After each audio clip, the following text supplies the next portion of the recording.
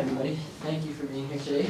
Welcome to GBC West 2016 tax case presentation. First off, we'd like to thank our judges.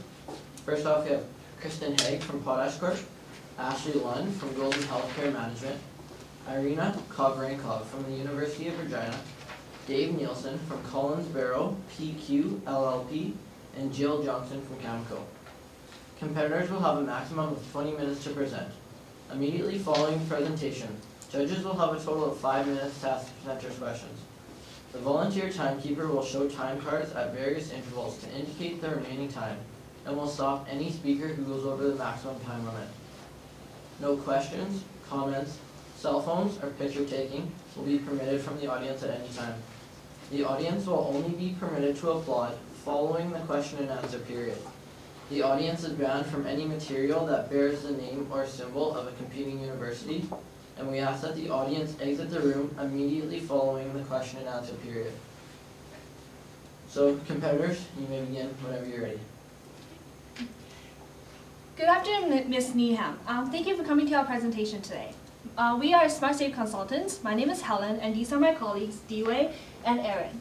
And we're here today to help you analyze and to provide some recommendations for you on some important decisions that you'll be making in your career path.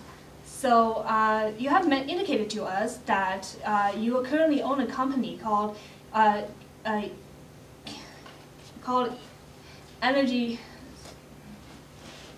Oh, so you currently own a business, and you have received a job offer from another company called eCan. So you're currently thinking about what you should do with Can Energy, and at the same time, whether or not to accept a job offer with eCan. So what we'll be looking over today are: which direction does your most ideal future career path lie, considering tax implications? So some of the issues that we'll be discussing today are, first of all, being an employee versus being a self-employed.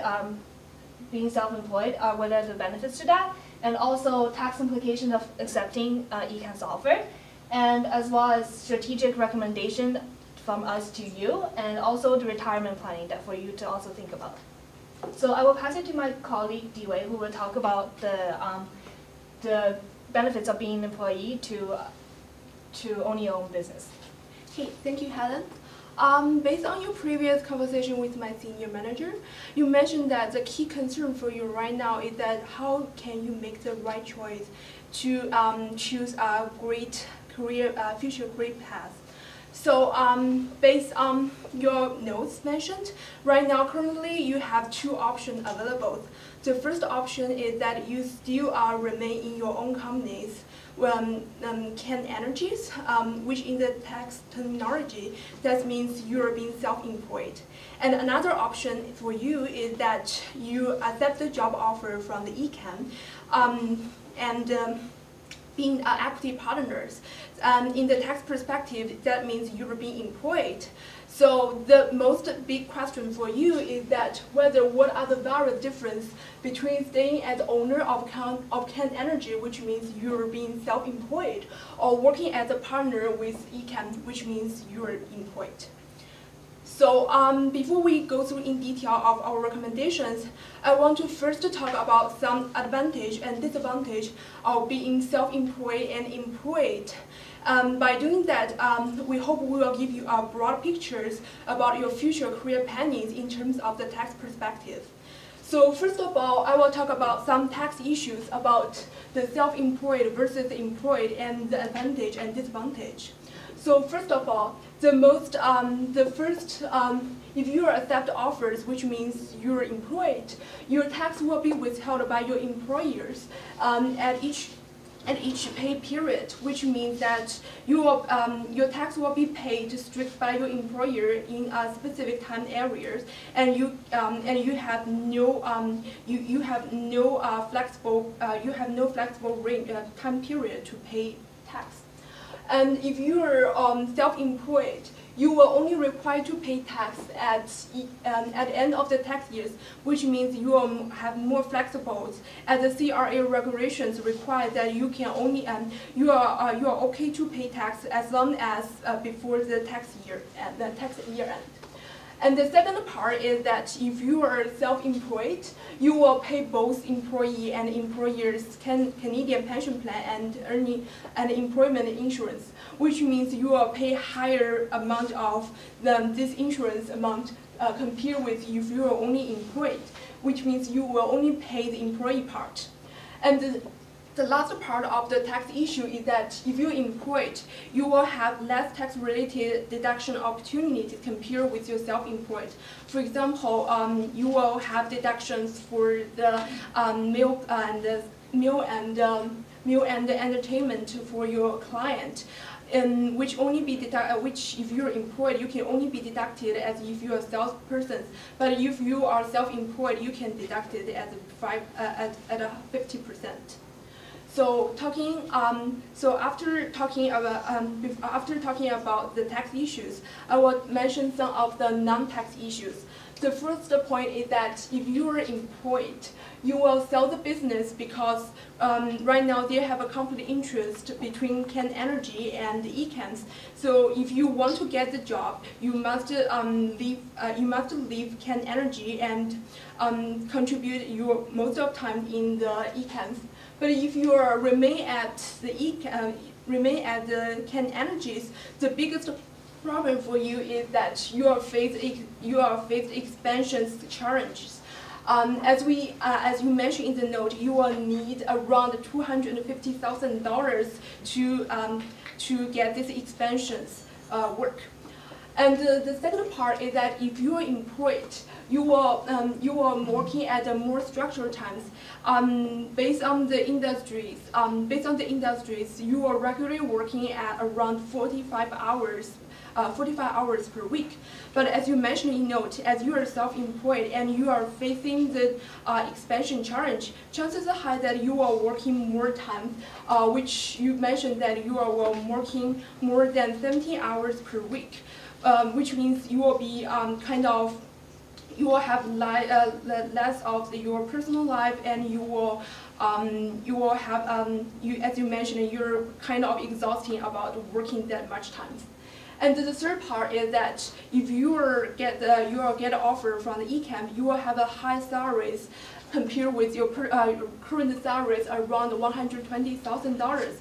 Besides that, you will also have health insurance and benefit around $6,100, and have defined contribution pension plan and the bonus based on your basic salaries.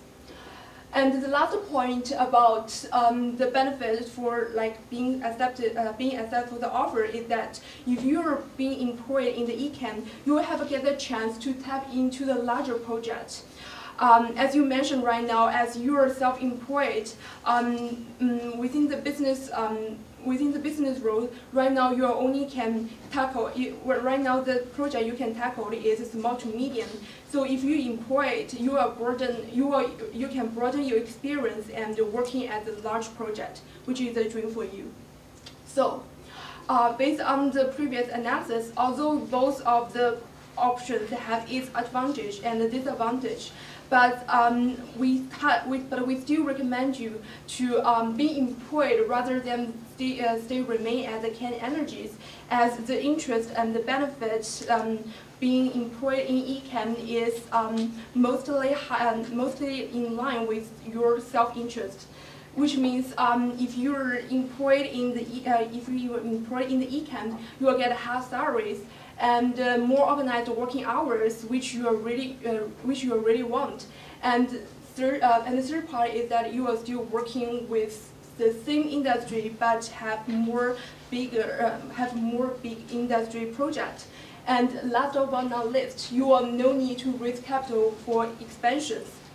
So no more pressure if you are get employed. Now I will pass to Aaron to talk more about tax implications about. All right, thanks, Niwei. So I'll be discussing most of the tax implications if you were to accept the employment offer, the original employment offer from ECAN. So the first thing that we'll discuss here is just the salary. So they're offering you $280,000, and after the combined federal and provincial marginal tax rates in Ontario, considering that you'll have to move to Ontario to take up the position, then you're actually left with $106,200 there. So so you have to consider that when planning to if you were to take up the offer or not.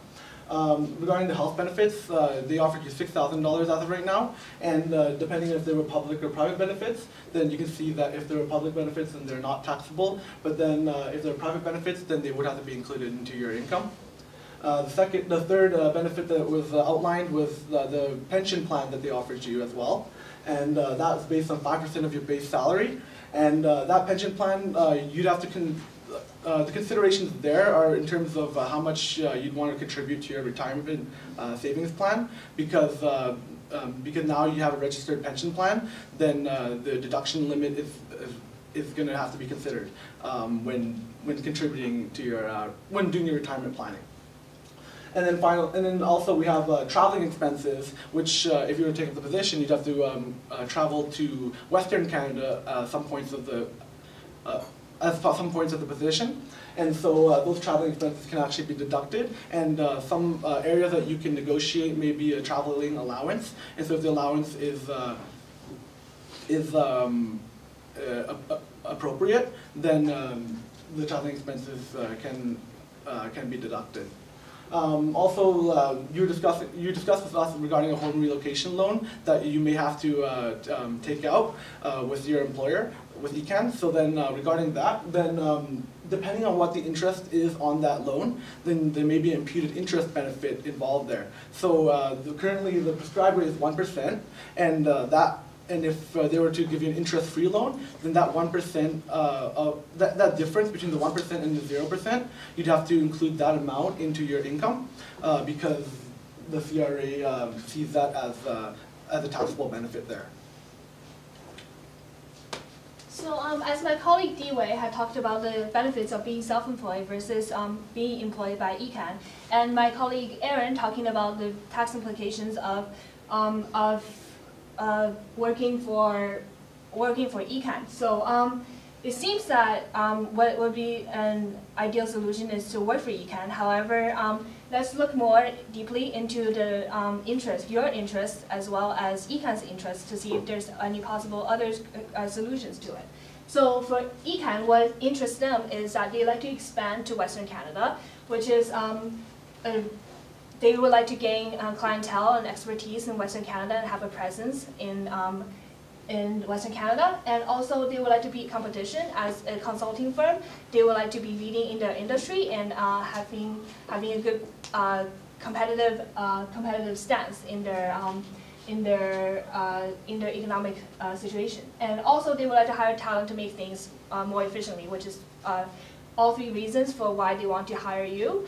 And so when you're looking at your interests, next slide, you would look at the fact that you have to consider income for yourself and what would be most financially beneficial for yourself. And you would like to have manageable working hours because for the company that you're currently working with already right now, you are already working 60 to 75 hours a week, and you do not want it to be unmanageable. And also something for you to consider is relocation, because if you want to work for ECAN and accepting their job offer, you have to move over to Ontario.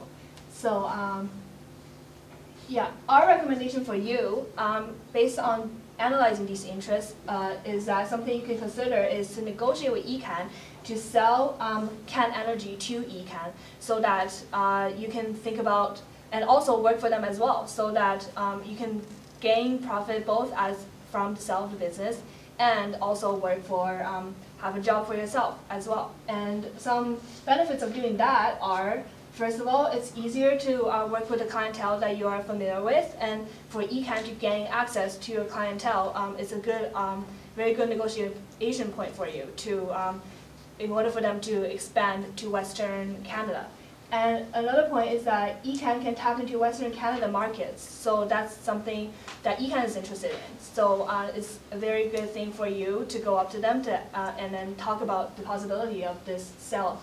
And there's no need to find a different buyer for you anymore, which is less hassle for you. And also, there's no need to relocate, because if you are going to work for your current organization in Alberta, you can stay in Alberta and perhaps be a director on this branch inside Alberta so that you don't have to actually move over to Ontario. And you can keep on paying Alberta taxes and live with your family and friends in Alberta, and no need to hassle with the relocation. And you will also get better working hours because then you will not be self-employed anymore and you will have a job. And as working for ECAN, you will be able to manage those working hours. And also, you have expertise and clientele within the industry on your side in Western Canada. So an advantage for you is that you are already familiar with the clients, you're familiar with everything with the employees and any contacts that you're dealing with, so that you don't have to go into a new workplace, new environment, and get used to everything all over again. And you also get employment benefits, which is a benefit that you will be able to get for working for someone instead of being self-employed. So in that aspect, you get to get some of both of the benefits of being self-employed versus being employed, as Dewey had mentioned.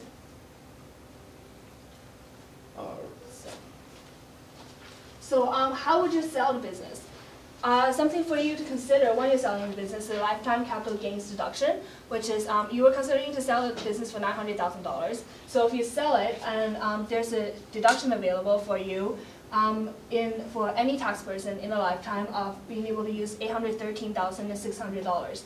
So that's $813,600 that you do not have to pay taxes on when you sell the business. So that is a great tax saving for you, and it works out perfectly into our recommendation of having you sell the business to ECAN. And also, yeah, there's something for you to consider. All right, so I'm going to go a bit into the retirement planning aspect of your issues. So regarding your retirement planning, the income that you make from the sale of the business could be allocated to your RSPs, and you also didn't mention that you contributed to your TFSA, so that would be something to consider, because the income generated within a TFSA, the income generated from investments within a TFSA are actually not taxed. So if you haven't contributed yet, then you can max out your TFSA and then also your RSP with those funds. Regarding the RSP dollar limit for 2015 is $24,000, but I noticed that you only contributed $10,000 for that year, which leaves you like still room to contribute as well. And if you've been contributing only that amount, then you could contribute more for the carryover amounts. And I also noticed that the MERs on the investments that you hold within your RRSPs are quite high, so I would also recommend to look into a fund that has a lower MER, just so that you can make sure you get the most gains from your RRSP. Alright, so I know we covered a lot of issues, so then I'm going to go through a quick outline of most of the topics that we covered. So the first topic was that D-Way mentioning the differences of being self-employed versus being employed. So, and the second issue that we covered was the tax implications of if you were to accept ECAN's original offer. Helen then came in with a recommendation of actually selling your current business to ECAN. That way you could actually make use of some of the benefits of being employed and being self-employed. So that way you can make use of the benefits that you could get, from the employment benefits from being employed, as well as being able to potentially stay in Alberta and operate within Alberta and only pay provincial taxes, and not have to provincial taxes for Alberta and not Ontario. And also I discussed some retirement planning issues as well. So just allocating the funds from the sale, and also making use of your TFSA because you haven't yet. So I would like to now open the floor to questions, and thank you for listening. That's good. Thanks, guys. Here we go. You got it, Laura. Can you identify the risks associated with your recommendation, please? There is a risk that perhaps you do not want to sell your business to ECAN, or ECAN might not work out a negotiation with you in buying the business. However, we thought that it would be like you would be able to negotiate with them over the issue, and we've thought that they would be interested, definitely, because there's a lot of advantages to them for that, for purchasing your business, such as having a very smooth transition into the Western Canada market, and also having you with the clientele and expertise to work with them. So we felt that there's a lot of advantages to doing that. So we have a very good argument in the negotiation. Sounds like if ECAN buys me out, I'm gonna have $900,000 in cash this year, which is pretty sweet. And I don't have, like, I probably can put some into RSPs and some into TFSA, but I'm not gonna have $900,000 in room.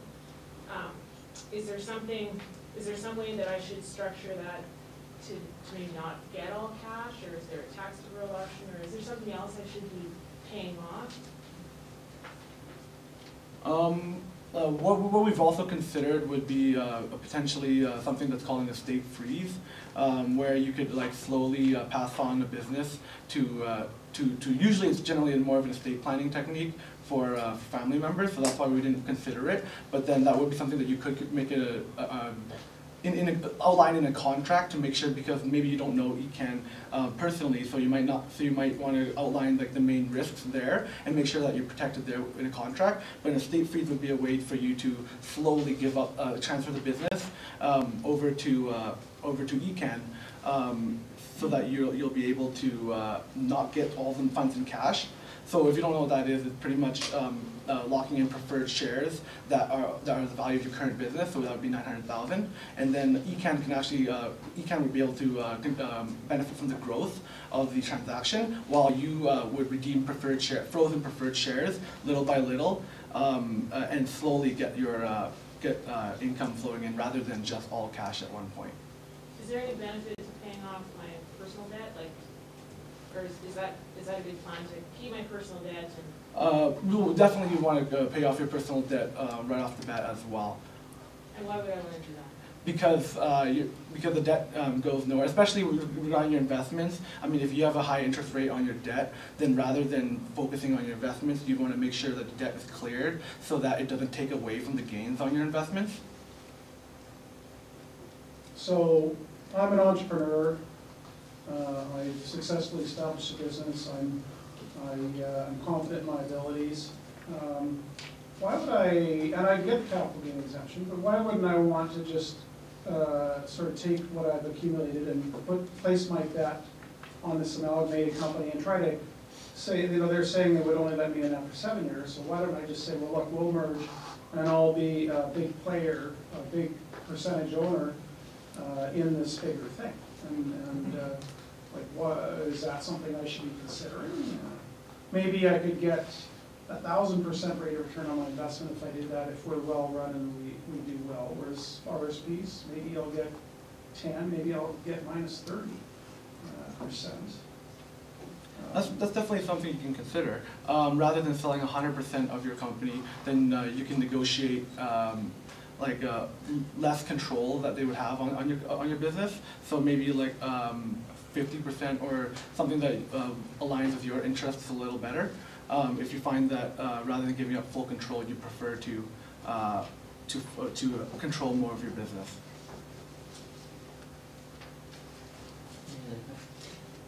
So ultimately, your recommendation is for me to negotiate to sell my company to ECAN and then ultimately end up working for ECAN. What are my next steps from here on in? What does my timeline look like from start to the ultimate goal, which is to work for ECAN, which is what you recommended? So if you start working at ECAN, because right now you can have the opportunity to tackle to the big project. Now you can build your client base for the big projects rather than just focus on the medium and the small business project, which we think is highly interesting for your expertise, experience, and is good for you to build your client base in the future. And that's all the time we have for questions, so thank you.